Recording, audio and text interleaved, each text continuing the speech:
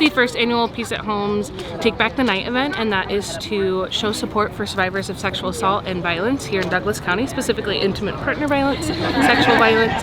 We had a really great turnout. It was bigger than we expected, and we're really grateful to everyone who turned out. I am the medical director at Douglas Cares, and there are a lot of children who also experience sexual assault, and so I wanted to come out and be a part of the event. So the event was our first annual Take Back the Night event, which is one of the longest worldwide movements against sexual violence, and we're really hoping to grow it each year and invite people to come out to believe survivors, support survivors, and walk in solidarity. I am the executive director of Peace at Home Advocacy Center. I'm also an advocate on the sexual assault response team, and I feel lucky and privileged that I can do this work from the lens too that you can come from a place of compassion and support.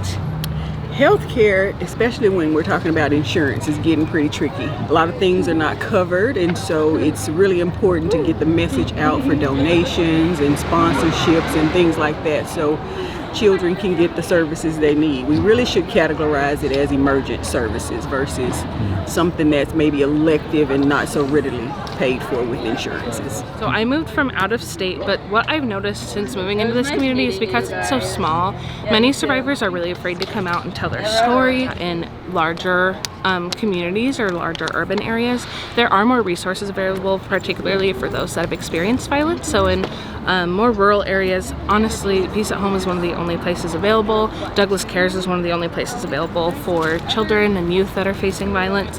We only have one SANE nurse in the county at this time, which stands for Sexual Assault Certified Nurse Examiner. The rates of violence here are quite high as well, so it's really great to have a nonprofit available 365 days a year, 24/7 for survivors to access. We really have to band together and support the resources we have. There are definitely different challenges in rural America just around access.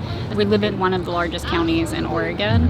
Just being able to get transportation from Reedsport, for example, to come to the hospital for a forensic interview or forensic exam, that can be just a barrier in itself. The Peace at Home primarily provides what is called victim services. We are a certified victim agency, which is determined by Department of Human Services and Department of Justice, although we are not a government agency.